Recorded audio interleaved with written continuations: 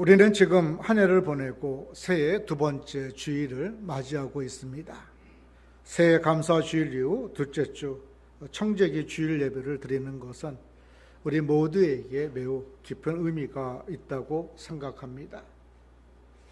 밥 쇼그린과 제럴드 로비스는 강아지 성도 고양이 신자라는 책에서 강아지 성도를 이렇게 이야기합니다. 당신이 나를 귀여워해주고 먹여주며 보살펴주고 사랑해주는 것을 보니 당신은 하나님임이 분명해요 라고 고백하는 자로 표현합니다. 고양이 성도에 대해서는 이렇게 표현하고 있어요. 당신이 나를 귀여워해주고 먹여주며 보살펴주고 사랑해주는 것을 보니 내가 하나님인 것이 분명하군요. 나는 강아지 성도입니까? 아니면 고양이 성도입니까? 그리스도인들은 자기 신분을 망각하면 안 됩니다. 자기 신분이나 정체성을 망각하는 그 순간 우월감에 빠지거나 아니면 열등감에 사로잡히는 경우가 종종 있습니다. 이런 사람들이 모인 공동체는 다툼과 분쟁이 많고 자기의 공적과 공로를 과시하려고 합니다. 우리 그리스도인들은 어떻게 하나님이 칭찬만한 한 삶을 살 수 있는가? 신실한 그리스도의 일꾼은 어떻게 살아야 하는가? 오늘 함께 읽은 말씀에서 사도 바울이 가르쳐주고 있어요. 하나님의 비밀을 맡은 자로서 그리스도의 일꾼이 하나님이 허락하신 일상에서 어떻게 살아야 할지에 대해서 말씀하고 있어요. 일꾼에게 자부심이라는 것, 긍지라는 것은 상당히 중요합니다. 사람이 자부심을 가지고 긍지를 가지고 일할 때 보람을 얻을 수 있고 또 힘들어도 힘껏 감당하면서 기쁨과 감사의 삶을 살 수 있게 됩니다. 새해에는 우리가 어떤 직분을 맡고 어떤 부에서 일하든지 그리스도의 일꾼이라는 자부심을 가지고 일할 수 있기를 원합니다. 그럴 때 하나님께서 우리를 위해서 준비하신 은혜들을 풍성히 누릴 줄 믿습니다. 그러면 그리스도의 일꾼은 어떻게 살아야 할까요? 우리가 그리스도의 일꾼이라면 첫째, 하나님의 비밀을 맡은 자로 여겨야 합니다. 본문 1절입니다. 함께 읽겠습니다. 사람이 마땅히 우리를 그리스도의 일꾼이요 하나님의 비밀을 맡은 자로 여길지어다. 본문의 우리는 좁게는 바울과 아볼로를 뜻하지만 넓게는 모든 성도들을 가리킵니다. 성도들은 자신의 삶의 영역에서 하나님 나라를 위하여 일하는 자들입니다. 하나님 나라를 위해서 일하는 자들은 그리스도의 일꾼으로서 하나님의 비밀을 맡은 자라고 말씀하고 있어요. 이 비밀이 무엇일까요? 이 비밀은 하나님의 구원 계획을 의미합니다. 구원 계획이 왜 비밀입니까? 바울이 서신을 쓸 당시에는 구약 시대에서 신약 시대로 막 전환되는 시대였는데 이 시기까지는 복음의 핵심인 십자가, 죽음과 부활이 상징의 형태로 가리워져 있었어요. 대표적인 예가 레위기에 나오는 동물 제사입니다.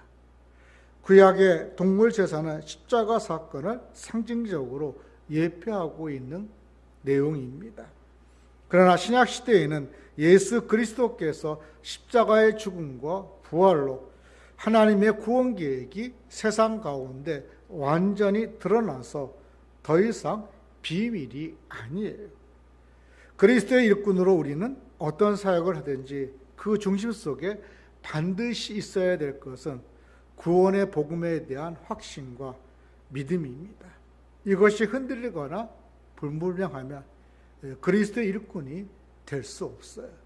그러니까 그리스도의 일꾼의 전제 조건은 구원에 대한 확신과 믿음입니다. 하나님의 구원의 계획은 우리 그리스도들이 갖추어야 할 전제요 핵심입니다. 아담 이후에 인류의 가장 큰 문제는 죄와 사망의 문제였습니다.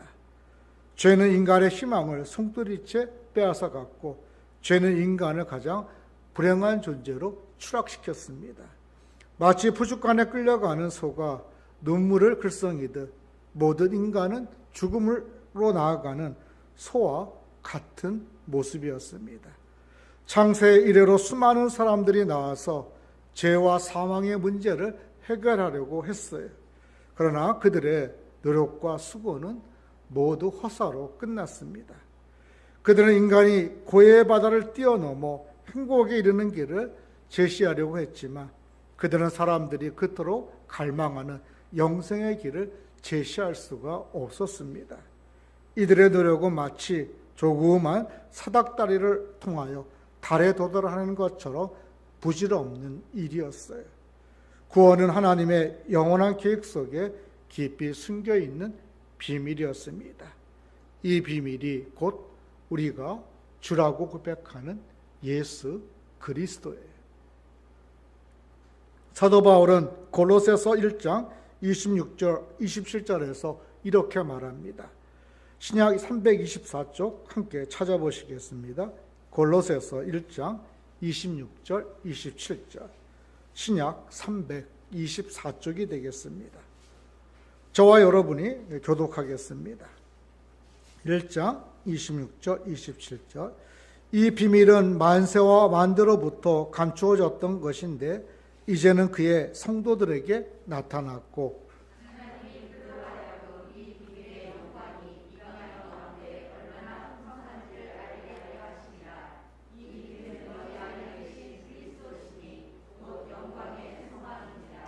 예수 그리스도가 얼마나 사람들이 갈망했던 큰 비밀이었는지 예수님께서 탄생하실 때 예수님을 기다려온 시므온과 안나를 통해서 우리는 발견할 수가 있습니다.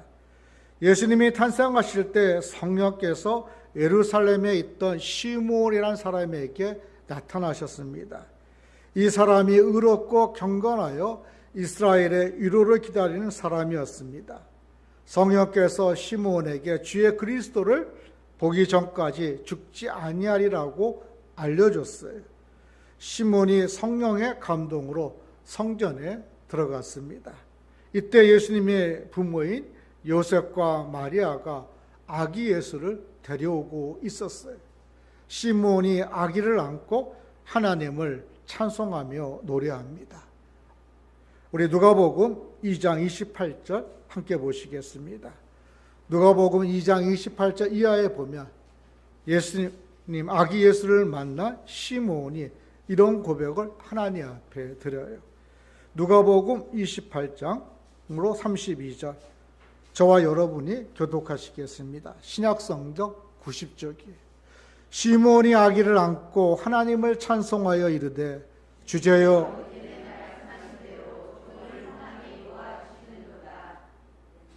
내 눈이 주의 구원을 보았사오니 이방인을 비추는 빛이요 주의 백성 이스라엘의 영광이다 하니 또 아셀지파 바누엘의 딸 안나라는 선지자가 있었습니다. 계속해서 누가복음 2장 36절 37절을 보겠습니다. 제가 읽겠습니다. 2장 36절 37절 또 아셀지파 바누엘의 딸 안나라 하는 선지자가 있어 나이가 매우 많았더라. 그가 결혼한 후 7해 동안 남편과 함께 살다가 과부가 되고 84세가 되었더라.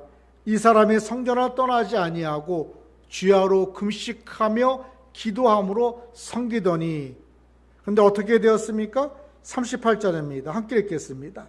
마침 이때에 나와서 하나님께 감사하고 예루살렘의 성령을 바라보는 모든 사람에게 그에 대하여 말하였느니라. 그녀가 말한 그가 누굽니까? 아기 예수님이죠. 그녀는 아기 예수님을 만나고 하나님께 감사했고 그리스도 되신 아기 예수님에 대해서 사람들에게 전하는 말하는 영광을 누렸다라고 성경이 기록하고 있습니다. 이처럼 예수님을 만나고 예수님을 안다는 것은 참으로 놀랍고 대단한 일인 것입니다. 아무나 만나는 것이 아니라는 것입니다. 하나님께서 택한 자만이 만나는 것이에요. 아주 오랜 기다림 후에 만남이 있었던 것이죠. 온 우주가 목말라하고 기다렸던 것입니다. 그러므로 이 비밀을 알게 되는 것은 대단한 특권이에요. 특권 중에 특권입니다. 이 비밀은 하나님의 가장 고귀하고 값진 선물입니다. 누가복음 2장 10절에 보면 예수님이 탄생할 때 목자들에게 나타나 천사는 예수님의 탄생에 대해서 이렇게 얘기합니다. 온 백성에게 미칠 좋은 소식이라고. 온 백성에게 미칠 큰 기쁨의 소식이 바로 뭐라고요? 예수 그리스도의 나심이라는 것이죠. 온 우주가 천하 만민이 크게 박수치며 환호하며 기뻐할 좋은 소식이라는 것입니다. 예수 그리스도의 비밀이 가장 잘 드러난 곳이 우리가 잘 아는 대로 십자가예요. 그 안에는 사랑이 있습니다. 그 안에는 의가 있고요. 그 안에는 구원이 있는가 하면 그 안에는 생명이 있습니다. 이것은 천사들도 흠모할 만한 아름다운 비밀이요.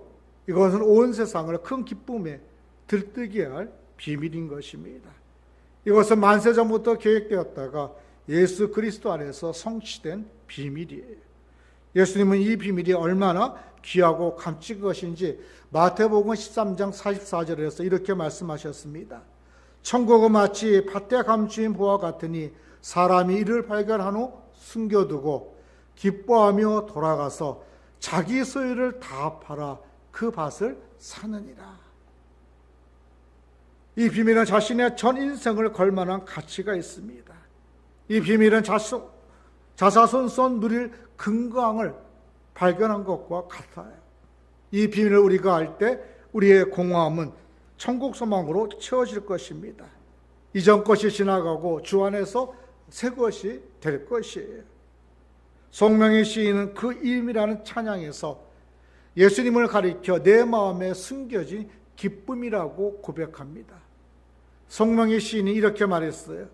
가난한 나를, 외로운 나를, 스스로는 아무것도 할 수 없는 나를, 심지어 스스로는 죽을 수도 없는 나를 찾아오셔서 살리시고 그 구원의 간격을 시로 표현하여 다른 사람을 살리는 사람이 되게 하셨다.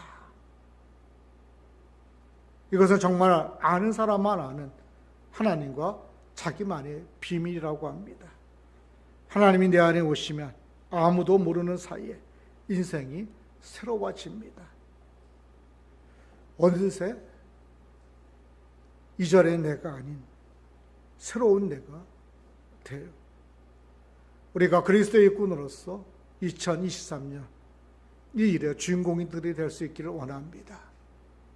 하나님께서 함께 하심으로 항상 기뻐하며 감사하는 인생이 될 수 있기를 원합니다.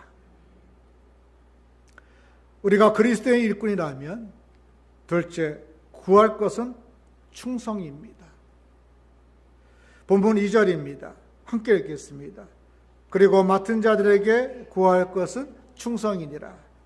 사도 바울은 하나님의 비밀을 맡은 자들에게 구할 것은 충성이라고 말씀하고 있어요. 누구에 대한 충성일까요? 당연히 일꾼으로 부른 주인에 대한 충성이죠. 따라서 자신을 일꾼으로 불러준 주인을 사람으로 본다면 그는 사람에게 충성할 것이고, 사람이 아닌 예수 그리스도로 본다면 그는 그리스도께 충성할 것입니다. 이것이 인간관계에 있으나 인간관계에서 벗어나 그리스도와의 관계로만 존재하는 교회입니다. 만약 고린도 교회가 그리스도의 일꾼에 대한 바른 이해가 있었다면 나는 바울파다, 나는 아볼로파다, 나는 게바파다라고 말할 이유가 없었을 것입니다. 그런데 그들은 사람에게 충성했기에 나는 바울파다, 나는 게바파다, 나는 아볼로파다라고 외쳤던 것입니다. 또한 특별한 사람에게 속하여 그것으로 자신을 자랑하고자 하는 자기에게 충성하는 모습도 나타나지 않는 것이죠. 그렇게 보면 사람은 늘 자신에게 충성하는 존재로 살아가는 존재라고 말할 수가 있습니다. 충성이라는 말의 의미가 무엇일까요? 흔히 이해하는 것처럼 몸과 마음을 다하여 열심히 일하는 것이 충성일까요? 하지만 그것도 자기를 위한 것이 되면 그리스도의 일꾼으로서의 충성이 아니라 자기에 대한 충성입니다. 자기 이름을 내기 위해서 열심을 내는 것이기 때문에 자기를 위해 일하는 것이 되는 거예요. 이것을 생각하면 성도의 믿음의 길은 중심을 잃지 않는 것입니다. 예수 그리스도라는 중심에서 벗어나지 않는 것이 충성이라는 뜻이에요. 하나님 나라는 비밀일 수가 없습니다. 성경에 다 기록되어 있어요. 그러나 수많은 사람들이 이것을 까맣게 몰라요. 그래서 성도들만 아는 비밀이 되어가고 있습니다. 세상 사람들은 세상 나라가 전부인지 알지만 우리는 세상과 비교할 수는 하나님 나라가 있음을 알고 있는 그리스도의 일꾼이에요.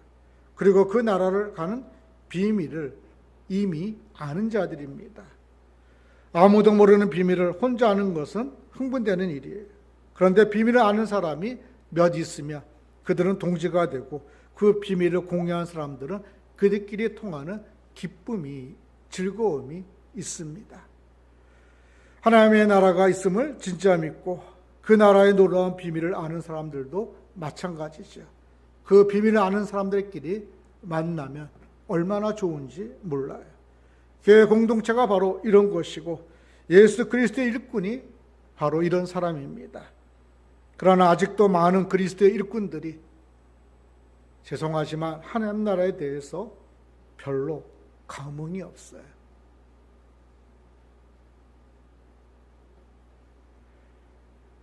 짐 삼발라라는 목사님이 계십니다. 그 목사님이 이런 질문을 했습니다. 우리가 이 땅에서 하나님의 임재를 경험하려고 애쓰지 않는다면 왜 천국 가려 하는가? 우리가 지금 이곳에서 하나님의 임재를 즐거워하지 않는다면 천국은 우리에게 천국이 아니다. 이 땅에서 하나님을 애타게 원하지 않는데 하나님께서 그 사람을 왜 천국에 보내시겠는가? 천국은 누가 계신 곳이? 하나님이 계신 곳이. 그런데 하나님께서 허락하신 이 세상에서 우리가 하나님의 임재를 날마다 삶 속에서 매일 순간 경험하는 것을 싫어한다면, 그것을 경험하는 것이 힘들어서 싫다면 천국을 왜 갑니까, 여러분? 천국은 그분 계신 곳인데.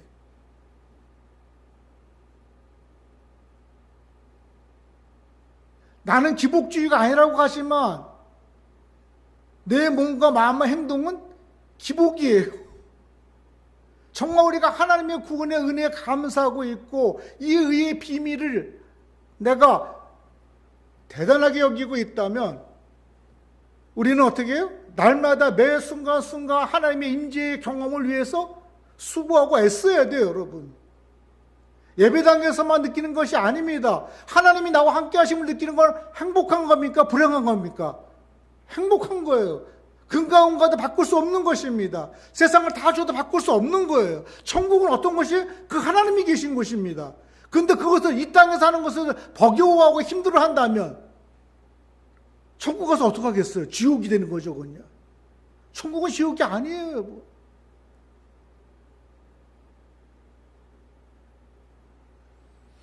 우리가 하나님의 비밀을 맡은 자로 하나님 나라에 대한 관심이 없다는 것은 대단히 두려운 일입니다. 우리가 하나님의 비밀을 맡은 충성스러운 일꾼이라면 일상의 모든 자리에서 당연히 하나님 나라에 대한 믿음과 관심과 열정, 사모함이 일상의 모든 자리에서 고스란히 드러나야 돼요. 이것이 정말 중요합니다. 이것이 우리 자신이 진짜 구원받은 사람인지 아닌지를 바로 알게 해주는 것이에요. 예수님께서는 요한계시록 2장 10절에서 서머나 교회에게 이렇게 말씀하셨습니다. 죽도록 충성하라. 그리하면 내가 생명의 면류관을 주시겠다고. 한번 함께 찾아보겠습니다. 신약성경 400쪽입니다. 요한계시록 2장 10절입니다. 거기서 예수님께서 서머나 교회에게 이런 말씀을 하셔요. 2장 10절 함께 읽겠습니다. 너는 장차 받을 고난을 두려워하지 말라. 볼지어다 마귀가 장차 너희 가운데에서 몇 사람을 오게 던져 시험을 받게 하리니 너희가 10일 동안 환난을 받으리라. 내가 죽도록 충성하라. 그리하면 내가 생명의 면류관을 내게 주리라. 우리는 하나님의 비밀을 맡은 그리스도의 일꾼으로 충성스럽게 내가 왜 그리스도 예수를 믿는지 일상의 모든 자리에서 말로 삶으로 날마다 매 순간 살려고 하는지 그 이유를 분명히 알아야 돼요. 그 이유는 바울이 말한 것처럼 우리의 시민권이 어디 있어요? 하늘나라에 있기 때문에 그렇습니다. 이것이 진짜 예수 믿는 그리스도의 일꾼의 행복입니다. 우리 모두가 대한민국 시민권을 가지고 있지만 이보다 더 중요한 것은 하나님 나라 시민권을 우리가 소유하고 있다라는 것입니다. 이 비밀을 맡은 그리스도의 일꾼들이 우리들이에요. 그렇다면 오늘 이 세상에 보이는 방거리의 화려한 네온사인과 수많은 자동차들과 높은 건물과 화려한 부자들을 바라볼 때 어떻게 보여야 할까요? 정말 아무것도 아닌 것처럼 보여야 되는 것입니다. 왜? 우리는 누구를 알고 있기 때문에. 하나님 나라를 알고 있고 그리스도를 알고 있기 때문에 그래요. 그래야 시험이 오고 시련이 오고 위기가 오고 심지어 순교하는 일이 일어난다고 해도 흔들리지 않고 충성하는 것입니다. 진짜를 알게 되었고 하나님의 비를 맡은 자가 되었기 때문이죠. 이 세상에서 조금 어려움을 겪더라도 영원한 하나님 나라를 포기할 수 없는 것이 그리스도의 일꾼입니다. 하나님 나라에 눈이 뜨인 사람은 세상의 일로 요동하지 않습니다. 종교 지도자들에게 속지 마시기를 바랍니다. 여러분의 눈을 하나님 나라에 고정시켜야 돼요. 그 싸움을 해야 됩니다. 그래야 충성된 자라고 일컬음을 받습니다. 이 시간 새 출발하시면서 새 역사의 주인공이 되시기를 원하십니까? 하나님 나라 비밀을 맡은 자로 예수 그리스도께만 충성하기로 다시 한번 결단하시기를 주의 이름으로 축원합니다. 우리가 그리스도의 일꾼이라면 셋째, 하나님의 평가에 초점을 두어야 합니다. 본문 3절로 5절입니다. 교독하시겠습니다. 너희에게나 다른 사람에게나 판단받는 것이 내게는 매우 작은 일이라. 나도 나를 판단하지 아니하노니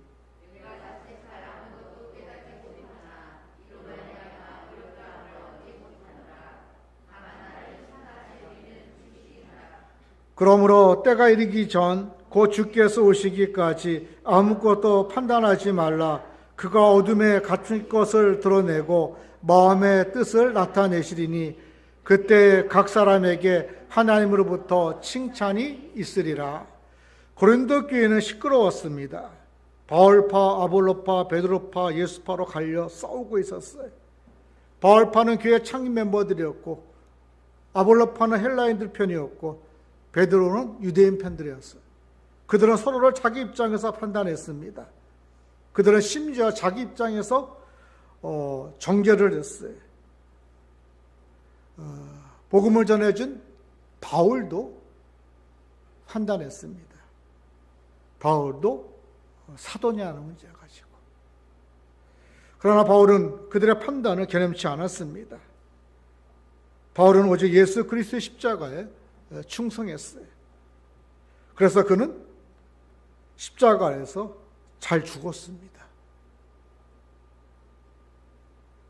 주의 십자가 아래서 자기를 죽였어요. 그러니까 죽은 자가 판단할 수 있습니까? 없습니까? 판단할 수가 없는 거죠. 예수 그리스도 십자가 앞에서 내가 죽고 예수 그리스도로 말미암아 살아난 자는 세상의 평가에 대해서 판단에 대해서 죽은 자예요.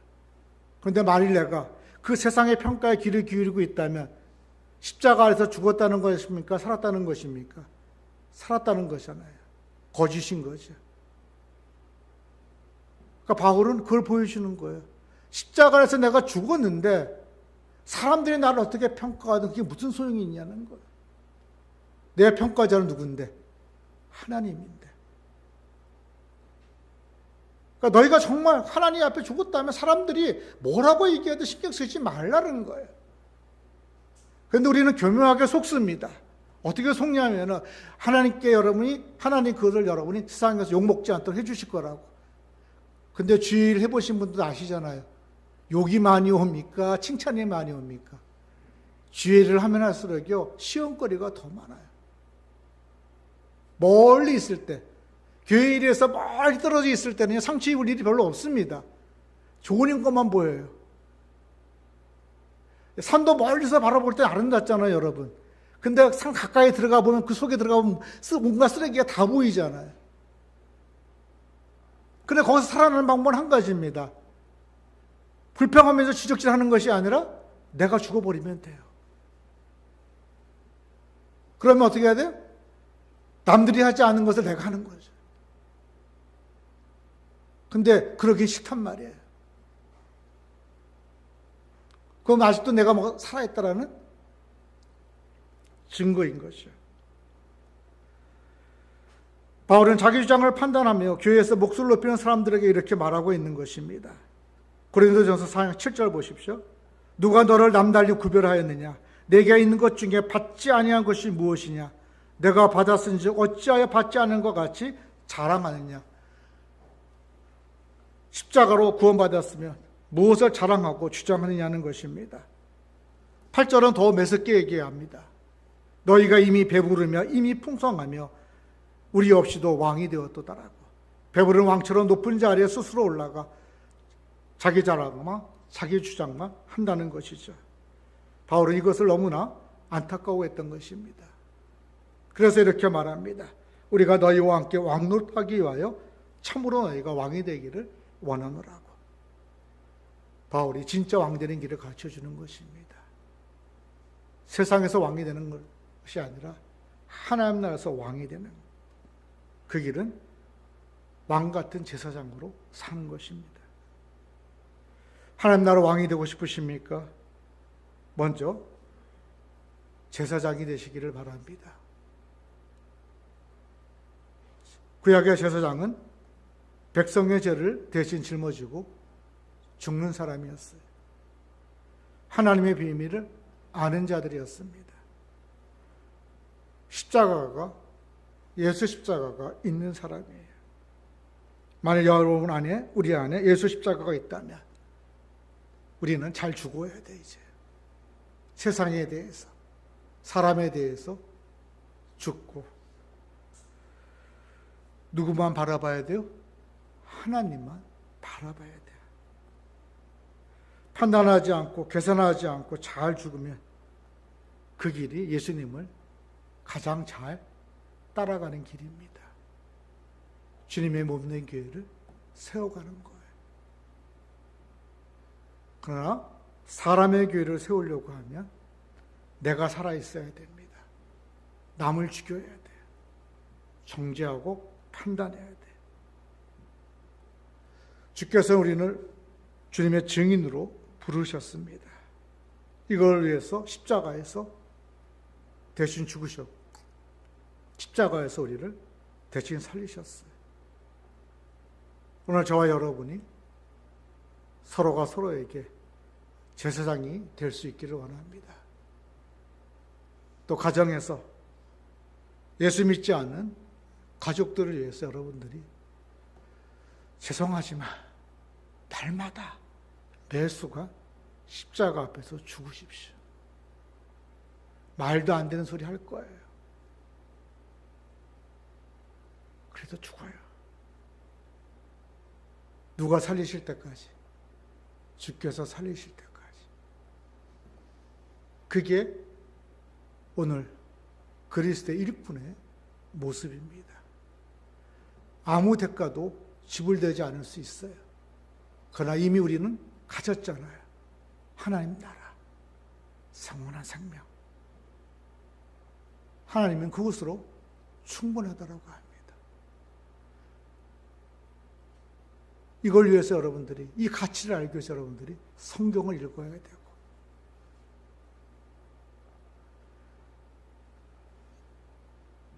배워야 되는 것이. 그렇지 않으면 여러분들은 종교인으로 끝날 것입니다. 저는 민들레 지구촌교회가 종교인이 가득한 교회가 되기를 원치 않습니다. 그리스도의 일꾼이 가득한 교회가 되기를 원해요. 그런 면에서 이제 새 예배당으로 우리를 부르시고 새 일을 말씀하시면서 장차 이룰 역사의 주인공이 될지 안 될지에 대해 우리에게 물으신 하나님 앞에 이제 여러분들이 어떻게 살 것인지를 다시 한번 물으시고 결단하는 우리 모두가 될 수 있기를 주의 이름으로 축원합니다. 기도하시겠습니다.